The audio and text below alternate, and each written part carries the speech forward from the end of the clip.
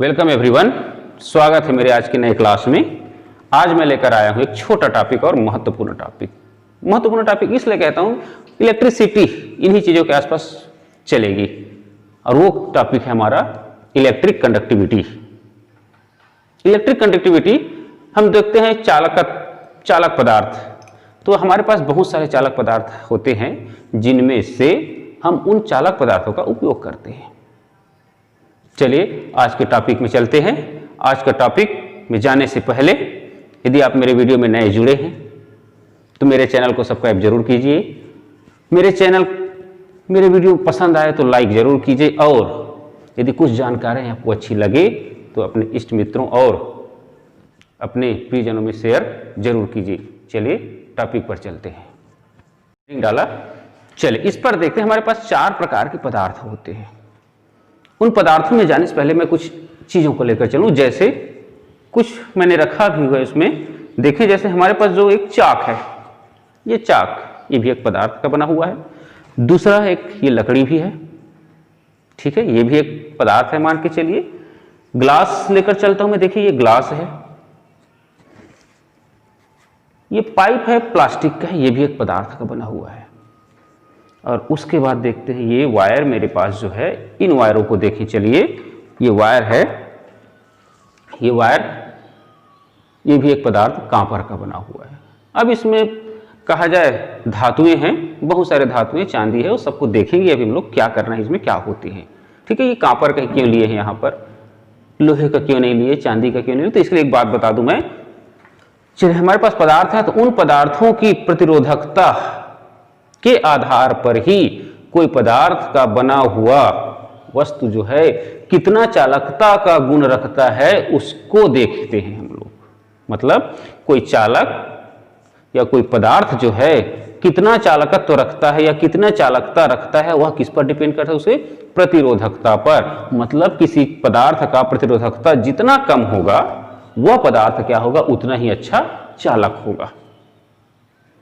ठीक, उसके बाद बात आती है, ठीक है अच्छा चालक है, कोई दिक्कत नहीं है, लेकिन हर जगह उसी चालक पदार्थ का उपयोग करेंगे ऐसा भी कोई आवश्यक नहीं है। जैसे मैं एक एग्जांपल बताऊं, कहीं दूरी तय करने के लिए हमारे पास बहुत से साधन है दूरियों को तय करने के लिए। जैसे मेरे इस स्थान से मुझे कहीं जाना है तो दूरी तय करने के लिए हमारे पास बहुत सारे साधन है। जैसे मैं कह दूं पैदल से लेकर हवाई जहाज तक के साधन है। इसका मतलब ये नहीं है कि मुझे मेरे घर के बाजू घर में जाना है तो मैं वहां पर अपने घर से कार निकालूं, या मुझे अपने घर से मान लो 1000 किलोमीटर जाना है तो मैं अपने घर से साइकिल निकालूं। वो भी दूरी तय करने का साधन है, कार भी दूरी तय करने का साधन है। मुझे अपने घर से मान लो थोड़ी सी दूर में 50 मीटर जानी है तो मैं ऐसा नहीं है कि वहां पर एकदम से हवाई जहाज निकालूं, मैं सफर करूं। और मुझे यहां से कहीं दूर देश जानी है तो मैं उसके लिए कोई जरूरी नहीं है कि बाइक निकालूं। मतलब क्या हुआ, सभी दूरी तय करने के साधन है, लेकिन हमको वहां पर अपने भी सिस्टम को देखना होता है कि मुझे कैसे दूरी तय करनी है, कितनी दूरी तय करनी है, उसके हिसाब से यथा स्थान हम उस दूरी तय करने के साधन का उपयोग करते हैं। सिमिलर वैसे ही हमारे पास बहुत सारे चालक हैं। उसके बाद कहा जाए अर्धचालक भी है, उसके बाद कुचालक भी है, और उसके बाद देखें तो मिश्र धातुएं भी हैं हमारे पास। 4 प्रकार के पदार्थ है।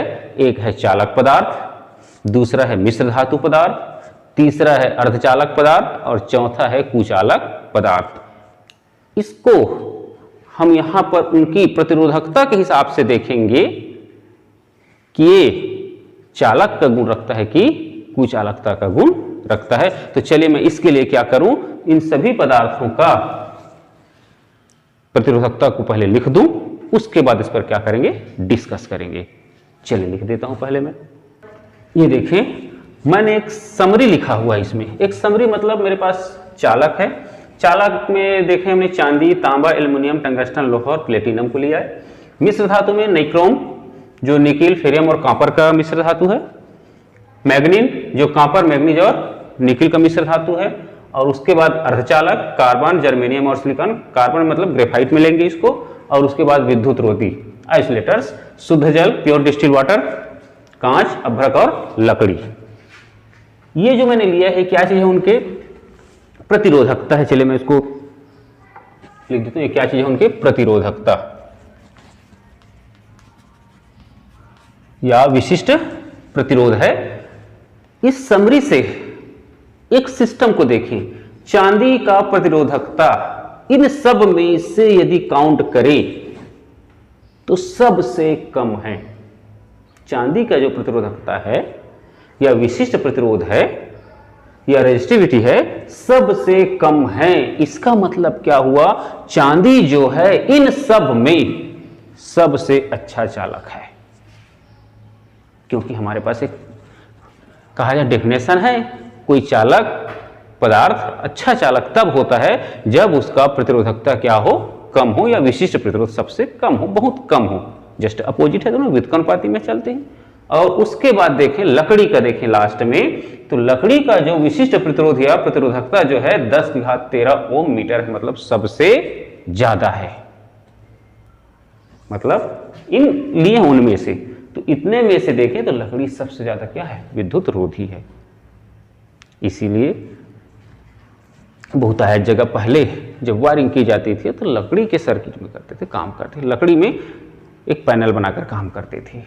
मैं यहाँ पर बात करूं, चांदी चले सबसे अच्छा चालक है, तो बात ये आती होगी कि चांदी का उपयोग क्यों नहीं करते। तो चांदी का उपयोग नहीं करने का हमारे पास रीजन क्या है, चांदी बहुत ही क्या है, महंगी धातु है, इसलिए चांदी का उपयोग सामान्य सर्किट में नहीं करते। लेकिन जब इलेक्ट्रॉनिक्स सर्किट की बात आती है तो बहुत जगह कंप्यूटर या मोबाइल या अन्य सिस्टम में सर्किट के जब काम आती है तो चांदी का उपयोग करते हैं, क्योंकि अच्छा चालक है। मतलब सबसे अच्छा चालक की श्रेणी में यदि लें तो क्या है, चांदी है, सिल्वर है, और उसका विशिष्ट प्रतिरोध कितना होता है, 1.6 × 10⁻⁸ ओम मीटर होता है।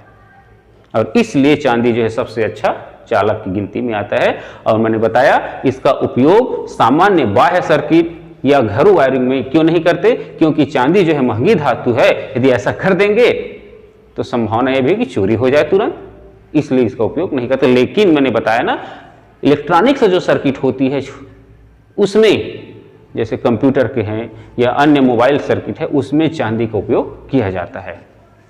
दूसरा आता है तांबा, कांपर। कांपर का प्रतिरोधकता देखिए 1.7 × 10⁻8 ओम मीटर है, मतलब चांदी से थोड़ा कम ज्यादा प्रतिरोधकता रखता है, लेकिन यह भी अच्छा चालक है।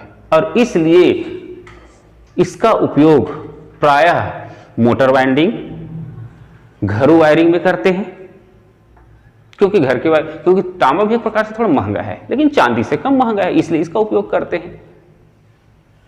और उसके बाद आते हैं, चलिए किस पर, एल्यूमिनियम। इसका भी उपयोग करते हैं वायरिंग में। इसका उपयोग कहां करते हैं हम लोग, स्ट्रीट लाइट जो होती है उसके वायरिंग में, या कहा जाए मेन लाइन जो होती है उनमें अक्सर एल्यूमिनियम पदार्थ के तार या वायर का ही उपयोग किया जाता है। थोड़ा और सस्ता है, तांबा से और सस्ता है, इसलिए इसका उपयोग, इसका प्रतिरोधकता जो है इससे ज्यादा है, लेकिन यह भी चालकता का गुण रखता है, अच्छा चालक है, लेकिन चांदी से कम है, कॉपर से कम है।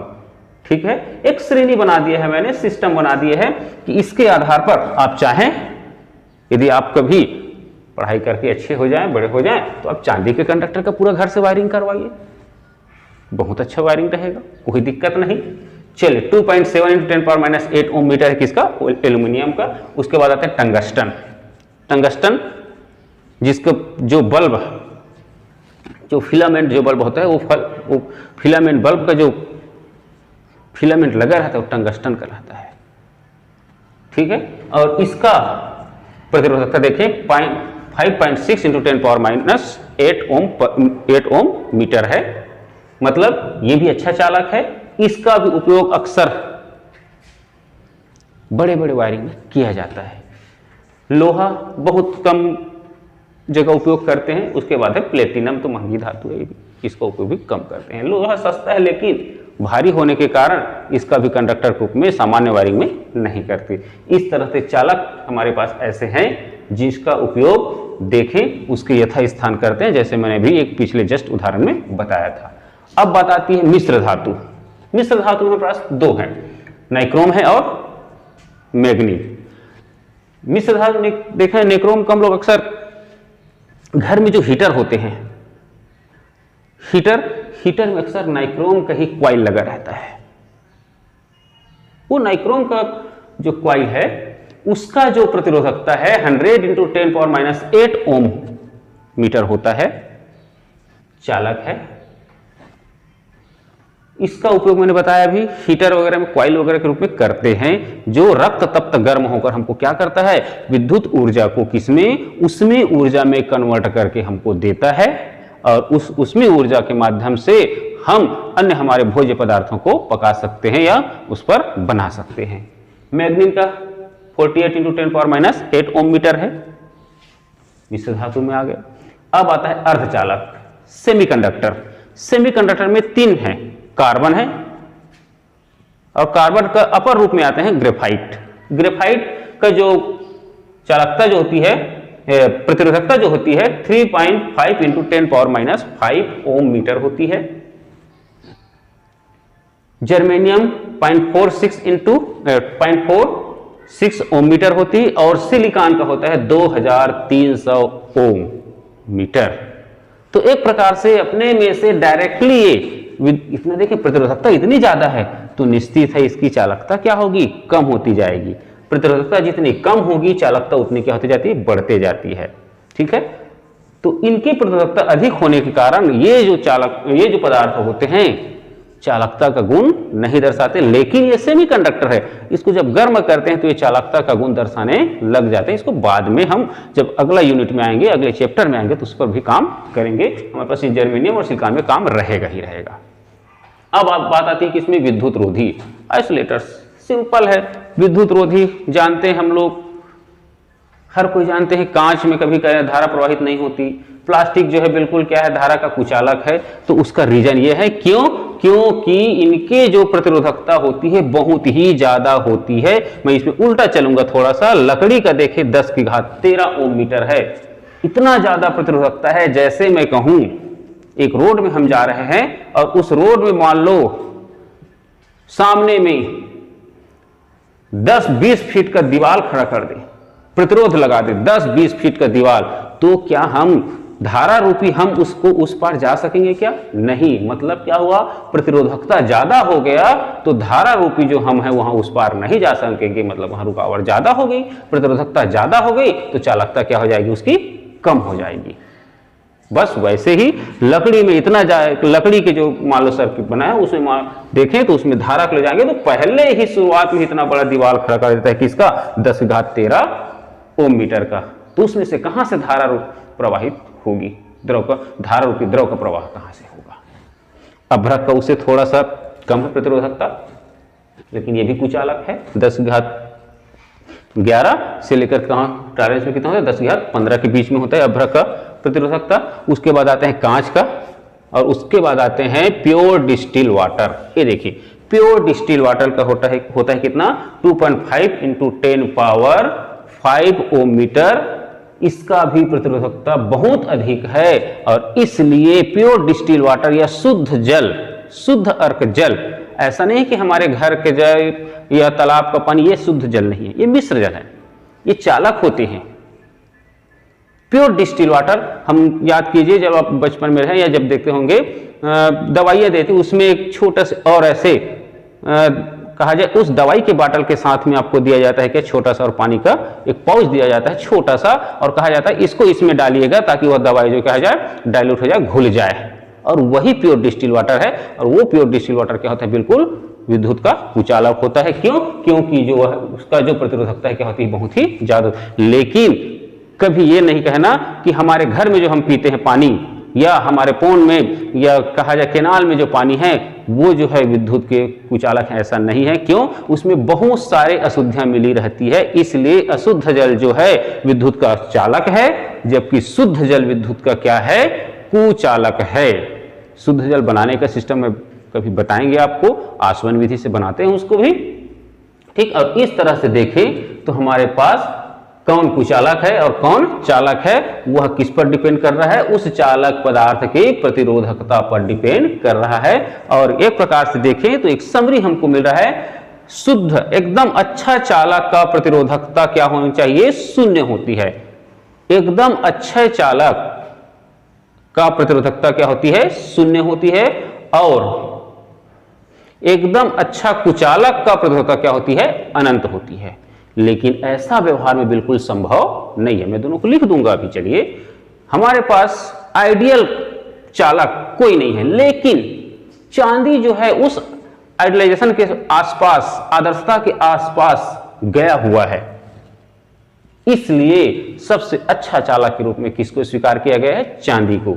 वैसे ही अच्छा कुचालक में तो सभी कुचालक हैं, लेकिन एक चीज ध्यान रखिए, अच्छा कुचालक का प्रतिरोधकता क्या होनी चाहिए, अनंत होनी चाहिए, जो आपके एग्जाम में 1 या 2 नंबर के लिए हो सकते हैं। और अच्छा चालक का प्रतिरोधकता क्या होनी चाहिए, शून्य होनी चाहिए। ये बिल्कुल ध्यान में रखिए। तो चलिए मैं उसको भी लिख देता हूं। नंबर 1, अच्छे चालक का प्रतिरोधकता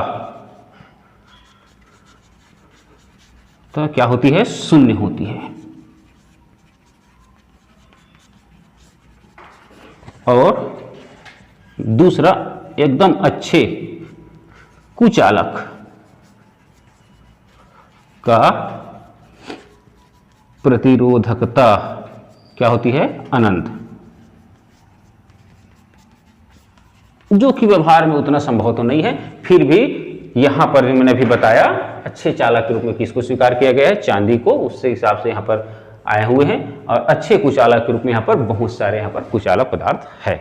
इस तरह से देखें तो अच्छा चालक और अच्छे कुचालक, और यदि इसमें समरी काम करें तो चालकता का गुण को यदि हम लोग बढ़ते क्रम और घटते क्रम में देखें तो यहां पर क्या हो सकता है, चलो उसको भी देखें। चालकता के गुण के आधार पर चालकता का गुण, ठीक है। सबसे पहले क्या आएगा इसमें, विद्युत रोधी आएगा। चालकता का गुण बढ़ते क्रम में क्या होगा, सबसे पहले विद्युत रोधी होगा। उससे अच्छा चालक क्या होगा, अर्धचालक होंगे। उससे अच्छे चालक क्या होंगे, मिश्र धातु होंगे। और उससे अच्छा, जिसमें चालकता का गुण क्या है, वो चालक पदार्थ है, धातु में है। इसी को यदि उल्टे क्रम में लिखे तो प्रतिरोधकता, सबसे अच्छा प्रतिरोधकता किसका है, सबसे मतलब कहा जाए कम प्रतिरोधकता किसका है, चालक पदार्थ का है। उससे ज्यादा प्रतिरोधकता किसका है, मिश्र धातु का है। उससे ज्यादा प्रतिरोधकता किसका है, अर्धचालक का है। और सबसे ज्यादा प्रतिरोधकता किसका है, विद्युत रोधी पदार्थों का है। और इस तरह से आपको छोटे से हैं, इसमें से लॉजिकल क्वेश्चन आ सकते हैं, यहां से छोटे छोटे प्रश्न निकल सकते हैं। इसलिए इस टॉपिक को मैंने लिया और यह टॉपिक बड़ा महत्वपूर्ण टॉपिक था। चलिए ठीक है, ओके।